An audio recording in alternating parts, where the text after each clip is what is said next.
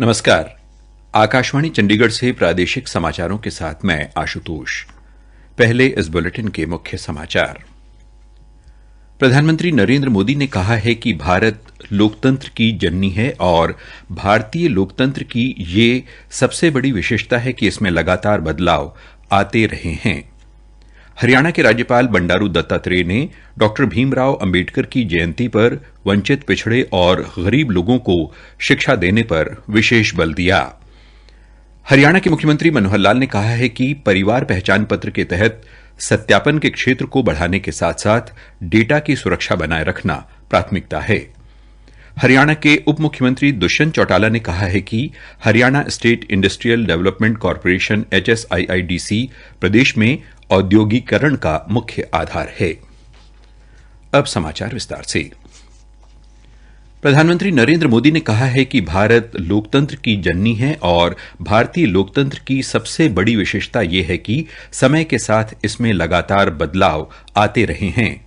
आज नई दिल्ली में प्रधानमंत्री संग्रहालय का उद्घाटन करते हुए श्री मोदी ने कहा कि भारत का लोकतंत्र हमें नवाचार और नए नए विचारों को आत्मसात करने के लिए प्रेरित करता है। प्रधानमंत्री ने कहा कि कुछ अपवादों को छोड़कर लोकतंत्र को मजबूत करने की हमारी गौरवशाली परंपरा रही है। उन्होंने इस बात पर बल दिया कि ये लोगों के लिए गर्व की बात है कि देश के अधिकांश प्रधानमंत्री बहुत ही साधारण परिवारों से आए हैं। प्रधानमंत्री ने कहा कि स्वतंत्रता के बाद आई हर सरकार ने भारत को उस ऊंचाई तक ले जाने में अपना योगदान दिया है जहां पर वो आज मौजूद है। श्री मोदी ने कहा कि प्रधानमंत्री संग्रहालय प्रत्येक सरकार की साझी विरासत का जीवंत प्रतिबिंब भी बन चुका है। उन्होंने कहा कि ये संग्रहालय ऐसे समय में बना है जब देश आजादी के 75 वर्ष मना रहा है। प्रधानमंत्री ने कहा कि ये संग्रहालय ज्ञान, विचारों और अनुभवों के प्रवेश द्वार के रूप में काम करेगा। हरियाणा के राज्यपाल बंडारू दत्तात्रेय ने कहा है कि देश के संविधान का निर्माण कर भारत रत्न बाबा साहेब डॉ भीमराव अंबेडकर ने आजाद भारत की तस्वीर और तकदीर बदलने का काम किया, जिसको आने वाली पीढ़ियां हमेशा याद रखेंगी। श्री दत्तात्रेय ने आज कुरुक्षेत्र के अंबेडकर भवन में अंबेडकर गैलरी का उद्घाटन व निरीक्षण किया तथा उन्होंने बाबा साहेब की तस्वीर का विमोचन भी किया व उनके चित्र पर पुष्प अर्पित कर श्रद्धांजलि अर्पित की। श्री दत्तात्रेय ने कहा कि बाबा साहेब ने समाज और देश की उन्नति के लिए प्रत्येक नागरिक को शिक्षित होने का मंत्र दिया ताकि देश के युवा शिक्षित और संस्कारी होकर समाज के विकास में अपना योगदान दे सकें। उन्होंने वंचित, पिछड़े और गरीब लोगों को शिक्षा देने पर विशेष बल दिया। हरियाणा के मुख्यमंत्री मनोहर लाल ने प्रदेशवासियों को बाबा साहेब डॉ भीमराव अंबेडकर की जयंती और बैसाखी उत्सव की बधाई व शुभकामनाएं दी हैं। डॉ अंबेडकर की जयंती पर उन्हें नमन करते हुए मुख्यमंत्री ने कहा कि प्रदेश सरकार बाबा साहेब के दिखाए मार्ग पर चलते हुए विभिन्न वर्गों के लिए कल्याणकारी योजनाएं लागू कर अंत्योदय की भावना से काम कर रही है। पानीपत में प्रदेश के उप मुख्यमंत्री दुष्यंत चौटाला ने कहा कि डॉक्टर अंबेडकर ने सामाजिक असमानता को दूर करने और वंचित वर्गों को सामाजिक न्याय दिलाने के उद्देश्य से भारत के संविधान में अनेक प्रावधान किए। फरीदाबाद में केंद्रीय राज्य मंत्री कृष्णपाल गुर्जर ने कहा कि डॉक्टर भीमराव अंबेडकर ने शिक्षित बनो, संगठित बनो और अपने अधिकारों के लिए संघर्ष करो का मूल मंत्र दिया। भिवानी में प्रदेश के कृषि मंत्री जय प्रकाश दलाल ने डॉक्टर अंबेडकर की प्रतिमा पर श्रद्धा सुमन अर्पित किए। फतेहाबाद में हरियाणा के विकास एवं पंचायत मंत्री देवेंद्र सिंह बबली ने अंबेडकर जयंती के अवसर पर कहा कि भारत रत्न बाबा साहेब ने जिस भारत की कल्पना की थी उसी को साकार करने के लिए प्रदेश सरकार काम कर रही है। उन्होंने कहा कि गुरु तेग बहादुर सिंह जी का 400वां प्रकाशोत्सव पानीपत में 24 अप्रैल को धूमधाम से मनाया जाएगा। हिसार में श्रम मंत्री अनूप धानक और शहरी स्थानीय निकाय मंत्री डॉ कमल गुप्ता ने शिरकत की और उन्होंने बाबा साहेब के योगदानों की चर्चा की। प्रादेशिक समाचार आकाशवाणी चंडीगढ़ से प्रसारित किए जा रहे हैं। हरियाणा के मुख्यमंत्री मनोहर लाल ने कहा है कि परिवार पहचान पत्र के तहत सत्यापन के क्षेत्र को बढ़ाने के साथ साथ डेटा की सुरक्षा बनाए रखना हमारी सर्वोच्च प्राथमिकता है। उन्होंने कहा कि सरकार परिवार पहचान पत्र के माध्यम से सरकार की कल्याणकारी सेवाओं और योजनाओं का लाभ प्राप्त करने के इच्छुक प्रत्येक लाभार्थी के घर द्वार तक पहुंच रही है।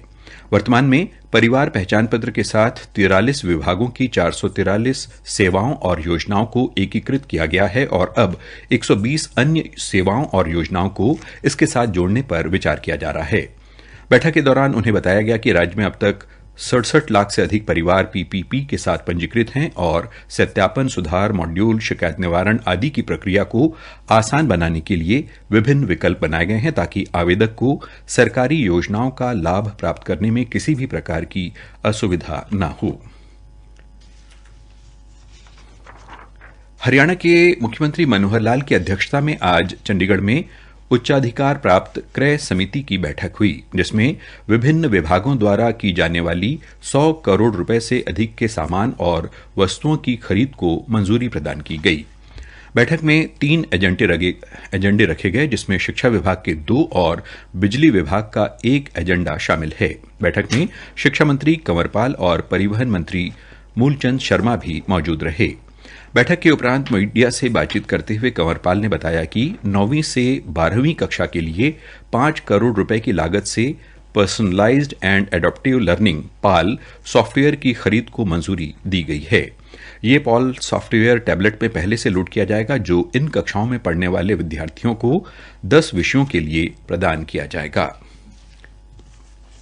हरियाणा के उप मुख्यमंत्री दुष्यंत चौटाला ने कहा है कि Haryana state industrial infrastructure development corporation HSIIDC प्रदेश में औद्योगिकरण का मुख्य आधार है। इसके प्रोजेक्ट्स में गुणवत्ता के मामले में किसी प्रकार का समझौता सहन नहीं किया जाएगा। श्री चौटाला HSIIDC द्वारा तैयार किए जा रहे 25 करोड़ रुपए से अधिक कीमत के लगभग 400 करोड़ रुपए के प्रोजेक्ट्स को लेकर समीक्षा बैठक की अध्यक्षता कर रहे थे।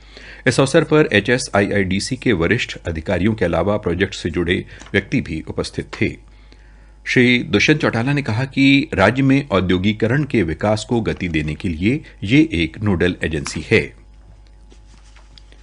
हरियाणा में ड्रोन पायलटों को प्रशिक्षण प्रदान करने के लिए drone imaging and information service of Haryana limited Drishya के तत्वावधान में एक प्रशिक्षण संस्थान स्थापित किया जाएगा।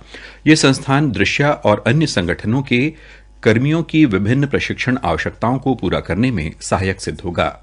ये निर्णय मुख्यमंत्री मनोहर लाल की अध्यक्षता में आज चंडीगढ़ में हुई दृश्या के बोर्ड ऑफ डायरेक्टर की बैठक में लिया गया। हरियाणा यूवी संचालित गवर्नेंस एप्लीकेशन को तीव्र गति प्रदान करने के लिए एक अलग निगम बनाने वाला पहला राज्य है। श्री मनोहर लाल ने कहा कि दृश्या की स्थापना राज्य में एक अनूठी शुरुआत है, क्योंकि अब ड्रोन की मदद से क्षेत्र के विस्तार का पता लगाने के साथ साथ अवैध अतिक्रमणों को भी नियंत्रित किया जा सकता है, क्योंकि पहले समय समय पर मैनुअल सर्वेक्षण किए जाते थे, जिनमें बहुत समय लगता था और अधिक मैन पावर की आवश्यकता के साथ ये खर्चीले होते थे। पंचकुला के गुरुद्वारा श्री गुरु सिंह सभा में आज खालसे का साजना दिवस और बैसाखी पर्व बहुत ही श्रद्धा और धूमधाम से मनाया गया। सुबह अखंड पाठ साहिब जी के भोग डाले गए तथा कीर्तन कर गुरु साहिब के आदेशों पर प्रवचन का प्रवाह चलता रहा, जिसमें नामी कीर्तनी जत्थों ने गुरु जी की बानी का गुणगान किया। इस अवसर पर गुरु का लंगर भी सप्रेम ग्रहण किया गया। महासचिव पाल सिंह संघा ने बताया कि कोरोना महामारी के बाद इस साल संगतों ने गुरुद्वारा साहिब में गुरु दर्शनों के लिए काफी संख्या में हाजिरी भरी। हरियाणा पंजाबी साहित्य अकादमी पंचकुला द्वारा कल शाम 6 बजे सेक्टर 5 स्थित इंद्रधनुष ऑडिटोरियम में श्री गुरु तेग बहादुर साहिब जी के 400वें प्रकाश पर्व को समर्पित light and sound show Hind Di Chadar नाटक का आयोजन किया जाएगा। हरियाणा विधानसभा अध्यक्ष ज्ञानचंद गुप्ता इस कार्यक्रम में मुख्य अतिथि होंगे। हरियाणा राज्य होटल प्रबंधन संस्थान रोहतक और Swiss hotel management school and culinary art academy Switzerland ने एक समझौता ज्ञापन पर हस्ताक्षर किए हैं। पर्यटन विभाग के प्रधान सचिव व हरियाणा राज्य होटल प्रबंधन संस्थान रोहतक के अध्यक्ष MD सिन्हा ने नई दिल्ली में आयोजित इस समारोह में समझौता ज्ञापन पर हस्ताक्षर किए। अंत में इस बुलेटिन के मुख्य समाचार एक बार फिर। प्रधानमंत्री नरेंद्र मोदी ने कहा है कि भारत लोकतंत्र की जननी है और भारतीय लोकतंत्र की ये सबसे बड़ी विशेषता है कि इसमें लगातार बदलाव आते रहे हैं। हरियाणा के राज्यपाल बंडारू दत्तात्रेय ने डॉक्टर भीमराव अंबेडकर की जयंती पर वंचित, पिछड़े और गरीब लोगों को शिक्षा देने पर विशेष बल दिया है। इसके साथ ही प्रादेशिक समाचार समाप्त हुए।